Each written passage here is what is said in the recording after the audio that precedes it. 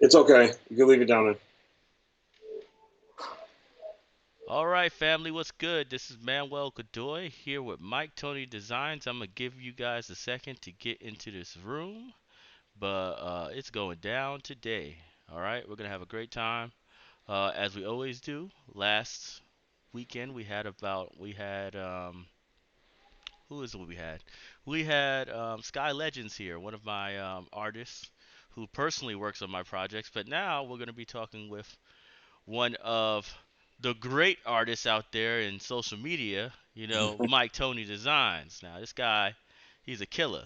He really dominates when it comes to concept design, character design, and stuff like that. He got a little bit of Eldritch style in him, a little bit of H.P. Lovecraft in his methods, but that's all right, right? Yeah, that's true. I did definitely have some Lovecraftian inspiration for sure. You giving me a lot more credit, man, than I feel like I deserve, man. But I do appreciate that. Well, one thing I always tell people, right, when they're first starting is that even though some people have careers, right? They have straight up legitimate hardcore careers, and they can't just turn away from that right away, you know, because you know they've really moved up the ladder quite well and they do great things. You, right? You are one of those people, right? You work in an advertising company, right? I do. I do. I work in a an ad tech agency called IDG.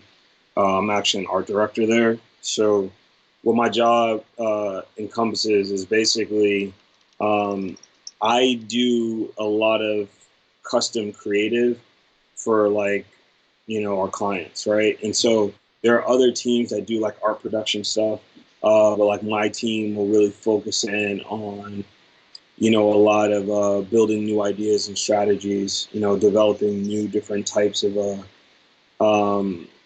design solutions and stuff like that for them. So we'll do things like a microsite, right, where we leverage one of our publishers as we leverage one of our publishers or whatever as a strategic partnership.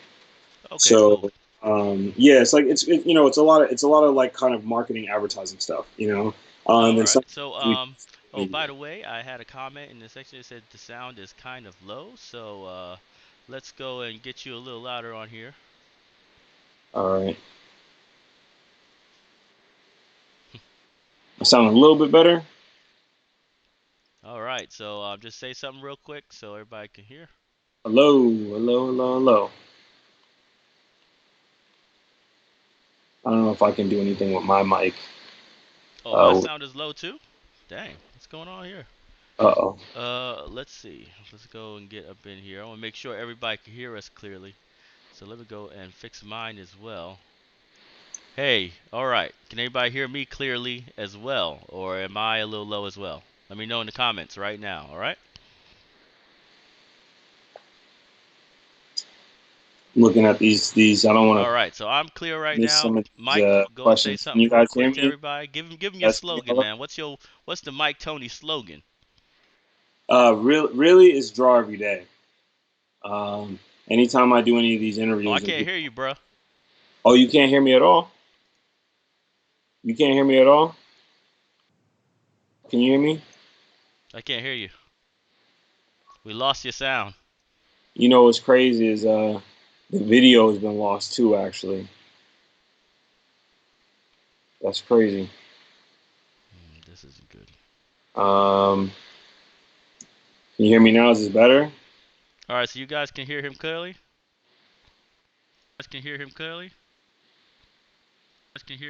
All right. Uh, I want to say Geisel saying he can hear me. Okay. Andre. All right. I'm gonna do clear. All right, so Tsunami let's asked me continue with to some put on a more TV stuff. show. Would I? 100% yes.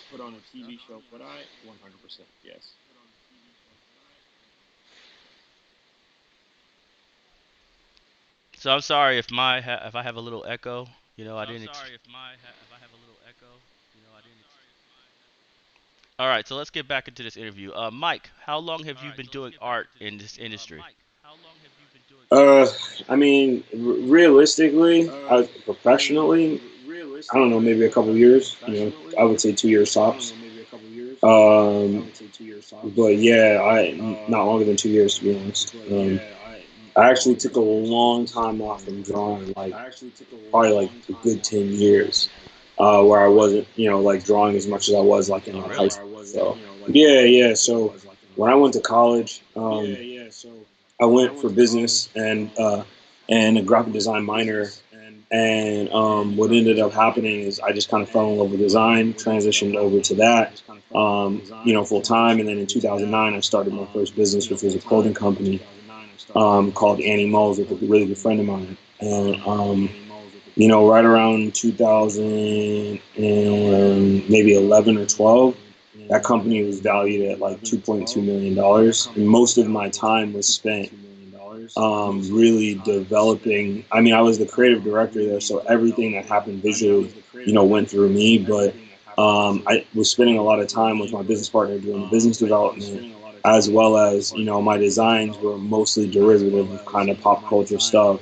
It didn't really go into full deep dive drawing, as I would with other things. And then, when you get into kind of cut and sew, you're just using templates and it's more about measurements and stuff like that. So I didn't do as much, drawing,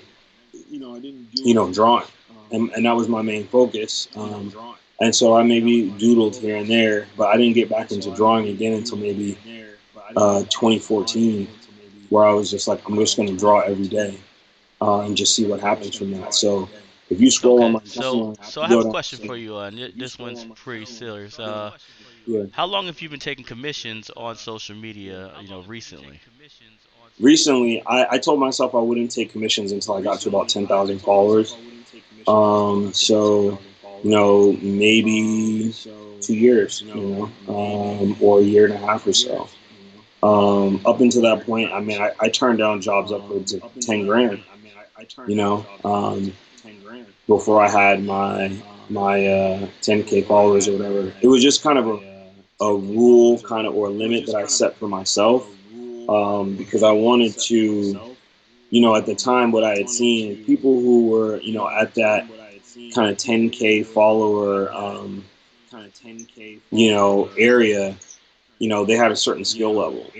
Like you couldn't be at a certain skill level, I felt like, and have, a certain amount of followers or whatever, because, people follow what they like. So I'm like, if I can get there, then I feel like I'll start taking on commissions and stuff like that.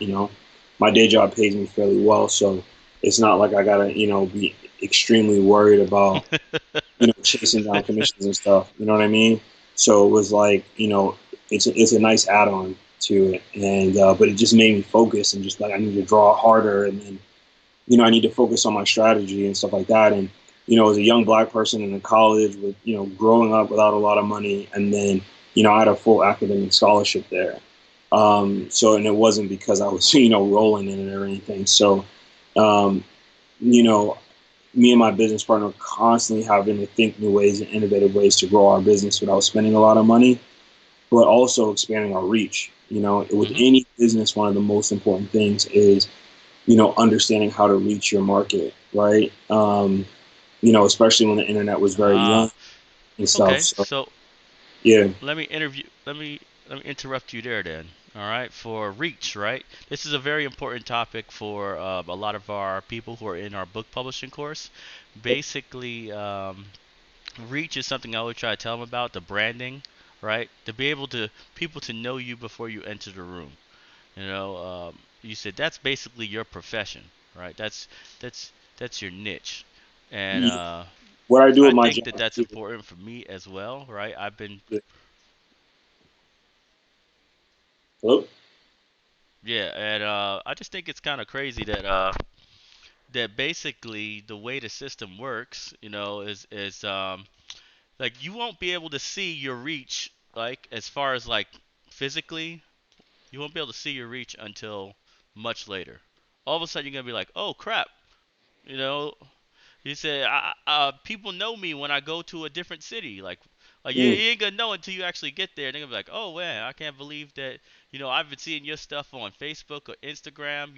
You're big on Instagram, and I think that's very important for a lot of my students, who are in this course, right? Because they're trying to figure out how they're going to have success after they make their product, right? And this is the Yeah. kind of thing that you're probably doing with too, is that you're looking for, after you do the art and after you do the design and you make your first manga, right? How we're Hmm. gonna get it out there, right? You got to get it out there, otherwise there was no point in doing it at all, you know? Yeah. So I think a really big thing, right, is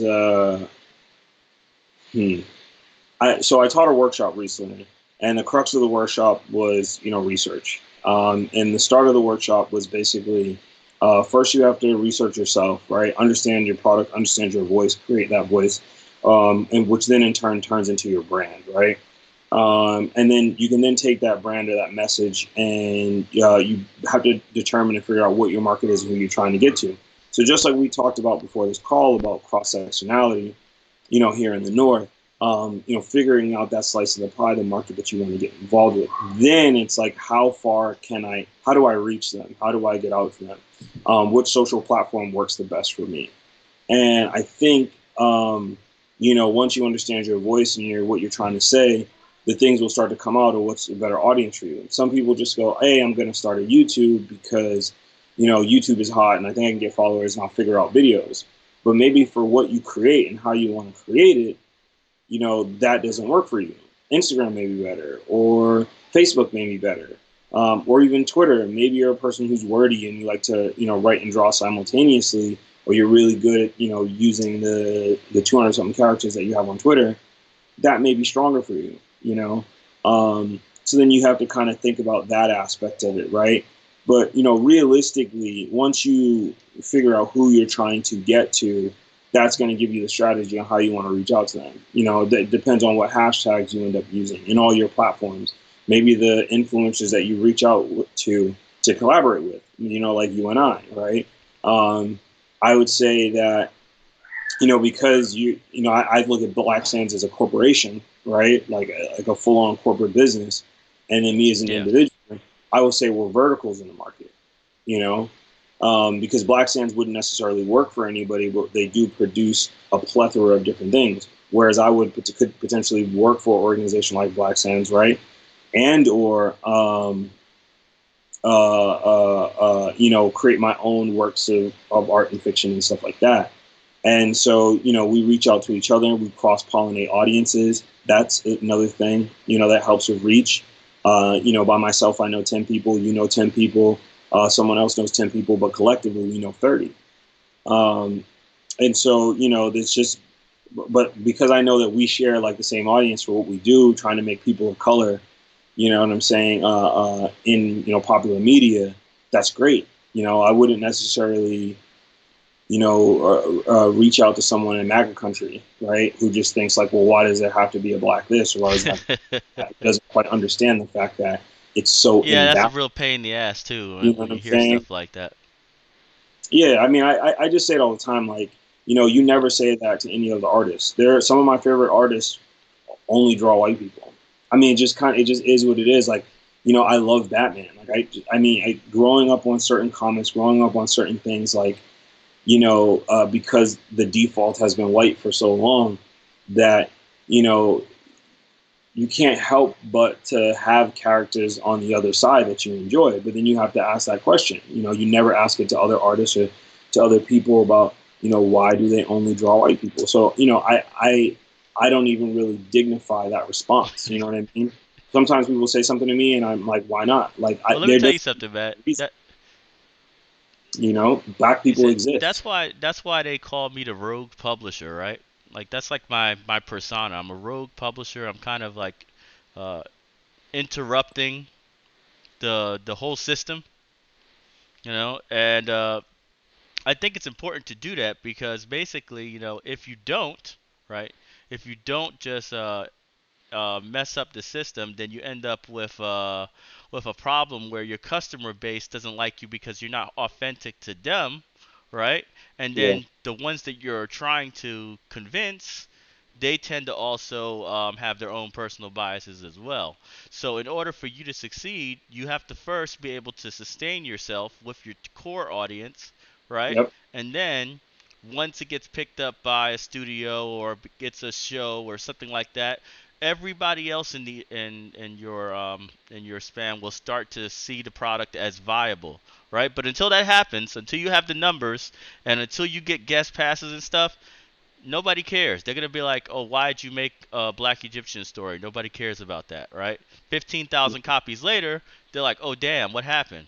You know. But but it's like you got Yeah. to be able to do that on the fly. I tell people, I say, look, if you're going into publishing, if you're going to make books as a black person, right, you need to understand that unless you're making something that's normally trending, right, like a topic that's normally trending, you have to have a killer marketing game and branding game in order to survive because you're the only person you can rely on. Ain't nobody gonna be doing you favors. Ain't nobody gonna be giving you publishing deals. They don't in the comic industry. They don't publish anybody that's black who isn't somebody who's already like in the industry for like 20, 30 years Yeah. or a celebrity or something like that. They don't give average Joe black guy a comic book.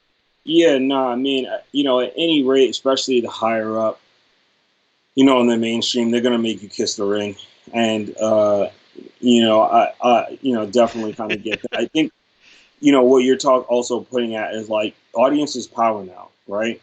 And what the internet has done, and what if you do your research, what you found is that if you can create that audience, right, if you can develop that following beforehand, these places, they're so like not money grubbing, but they're also a business. So like I tell people all the time, like when I try to do, let's say I try to cross pollinate with someone or whatever, or a partnership with them, and I'll say, yeah, I'm trying to look for someone who's like has more than 10,000 followers or 20,000 followers or something like that, to so we could kind of help each other's following. Someone will be like, well, why can't you just make something good?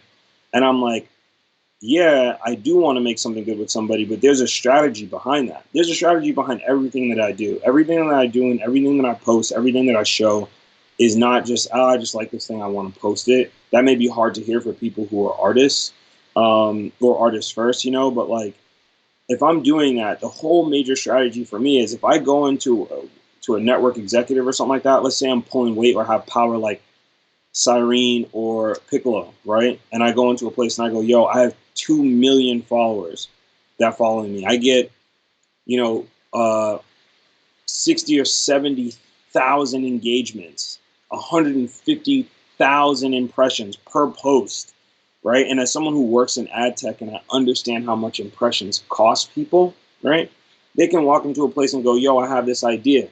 It's about a cat who kicks a ball down the street all day. And they're going to listen to you because they're like, yo, he has 2.5 million followers. There has to be something to this. And now if they go, well, if we put you on a soapbox and we let allow your voice to project, you'll bring in even more individuals. Not only the 2 million people, the 150,000 impressions you're going to bring for your first show for whatever we do.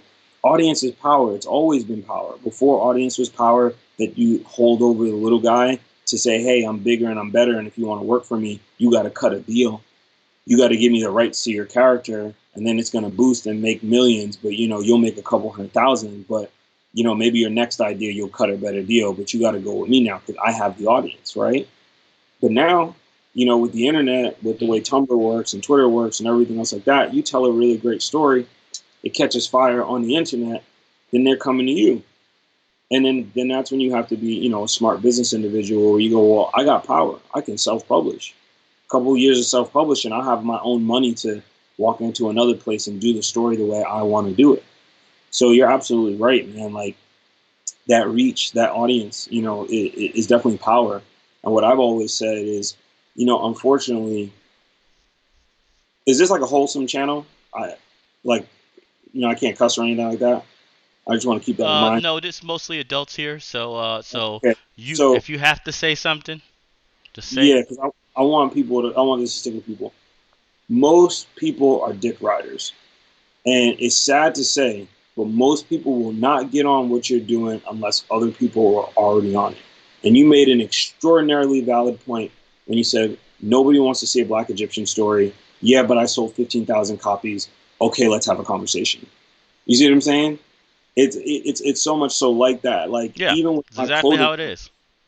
it's like we had, oh, who's animals, da, da, da, da. Book a show with Kendrick Lamar, book a show with Dos Races, book a show with Lil B, book a show with these people who are just kind of coming up, doing a lot of these different things, having these people come by our store, ASAP Rocky, blah blah blah blah blah, and then they're like, oh yeah, we know who they are, yeah, they're dope. These people doing stuff in the city, and it's like you didn't rock with us when we started. The designs haven't changed, the owners haven't changed, our philosophy on everyone's welcome hasn't changed. Our philosophy that everybody abides by the laws of nature has not changed. The only thing that's changed is you've seen credible people rock with us. So now you want to get on board. And that's the same thing with the power of audience. So strategically, that's how I kind of operate. That's 100% true, man. That's why I'm like basically I'm trying desperately right now to cut costs, right? I'm already at the point where I've done enough, right, to have a reputation for this entire year. I could push that reputation to get things done. But what I'm trying to do now is get the influencers, get on TV spotlights, right? Get on the things that basically uh, broaden your reach like through the roof, right? Makes you more legitimate to the masses, right? Because Yeah, because what happens is I'm playing basically a political game at this point. you I have already did everything I need to do is to say I'm credible, you know, and 15,000 copies. now I'm Yeah. basically fighting.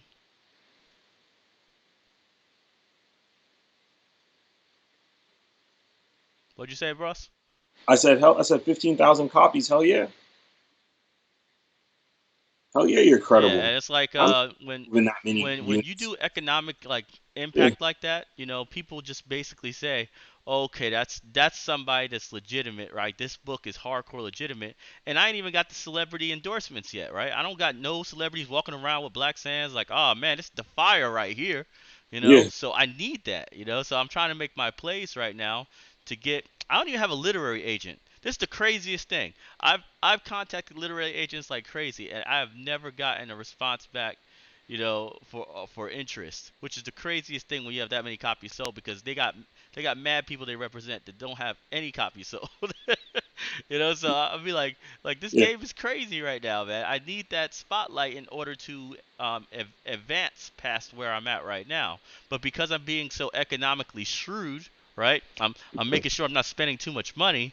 I'm capable of making a whole bunch of products at the same time, right? And yeah, the freaking portfolio gets bigger and bigger and bigger, and they start getting terrified because I'm starting to move into spaces that they don't normally see black people in, like schools and libraries and all that other stuff. They don't ever see that happen, and I'm still basically an amateur when it comes to understanding my statistics. Like I can't tell you at all what the hell Google Analytics tells me. yeah. I I mean, like, I can't read Google Analytics for my life. You know. that's what I'm versed in. Like a part of what my team makes is that I have to be able to like prove an ROI, right? So, oh, I can't hear you right now. Your mic is out.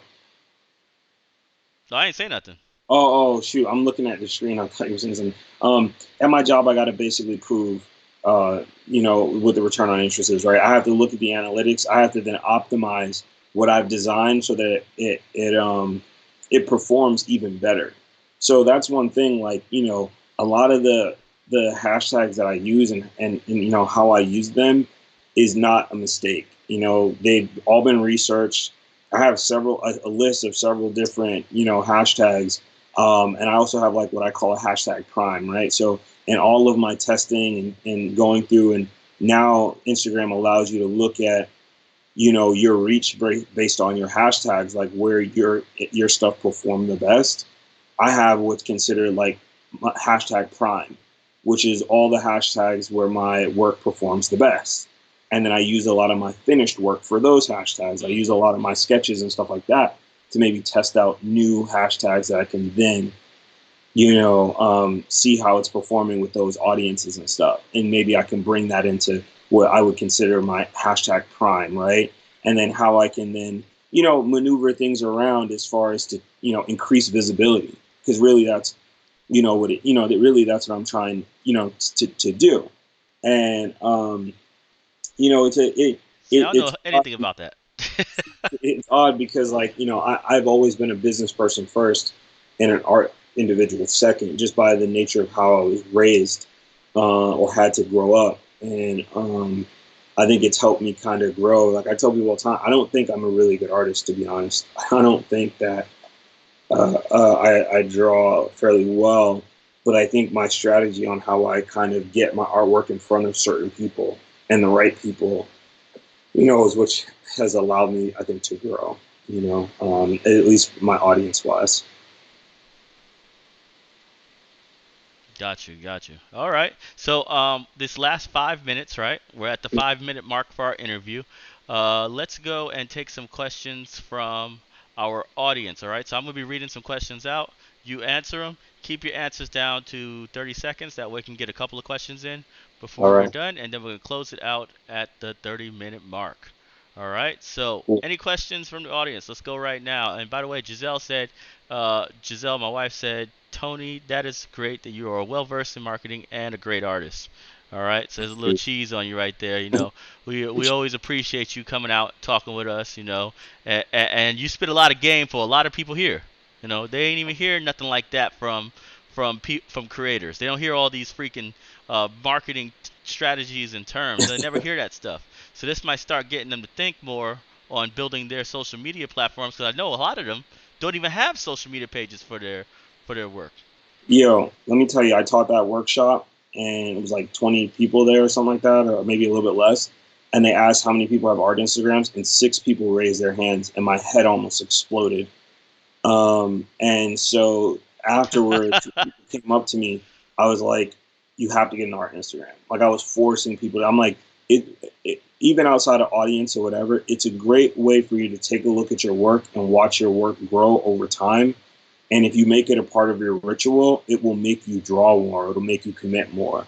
And I was just taken back by it. But you know Right. what? Most artists are not really, they're not really business people like that, and it's totally understandable because, one half of their brain works a little bit differently.